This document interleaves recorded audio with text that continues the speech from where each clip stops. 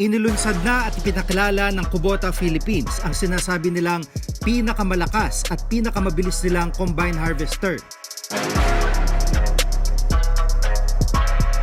Naganap ito sa Clark, Pampanga at dinaluhan ng kanilang mga dealers at iba pang stakeholders. Ito ang Kubota DC93 na binansagan din nilang Big Brother. Ito po ay 93 horsepower. So may mga una po tayong modelo, yung 35 horsepower, 60 horsepower, 70 horsepower, and now. Kaya nga po tayo nag-launch para po mas lalong mapabilis at mapagaan ang pagsasaka. Kaya nilaunch po natin itong 93 horsepower na combine harvester. Bukod sa pinalakas na horsepower, mas mabilis din daw ang pag-aani gamit ang DC93. Kung ang mga unang modelo kasi ay may 1.86 meter per second na maximum speed, ang Big Brother aabot sa 2.1 meter per second ang maximum speed. Mas malawak din daw ang kaya nitong i-harvest. Pagdating naman po sa capacity, kung dati po ay 5 to 6 hectares per day, ngayon po ay kaya niya pong mag-harvest ng 8 to 9 hectares per day. Pati mga malalalim na putik, kayang-kaya raw ng DC93.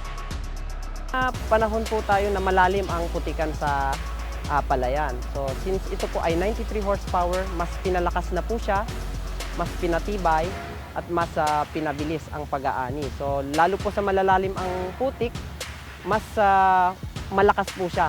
Kayang-kaya po niyang ma-harvest kahit yung malalalim na palayan. Right now po, ito po ang pinakamalakas at pinakamabilis po nating combine harvester.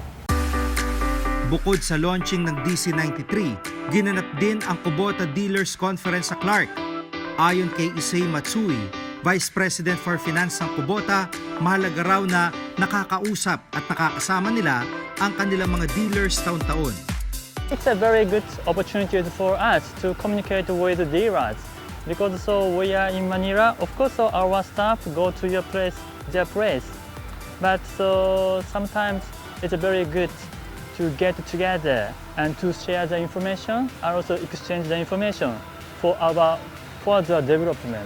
They can pass our passionate for this product onto the customers and farmers. Yeah.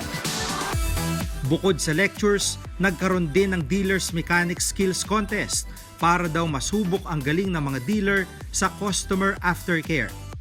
We focus on the servicing, basically aftercare.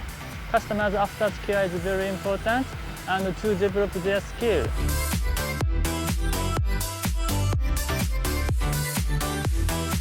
Nagkaroon din ng pagkakataon ng mga dealers na subukang patakbuhin ang bagong-bagong DC93. Sa mga susunod pang taon, pangako raw ng Kubota na patuloy ang kanilang research and development para mapagaan at mapabilis pa ang pagsasaka ng mga Pilipino. Kami po sa Kubota Philippines ay patuloy po na nagsasaliksik.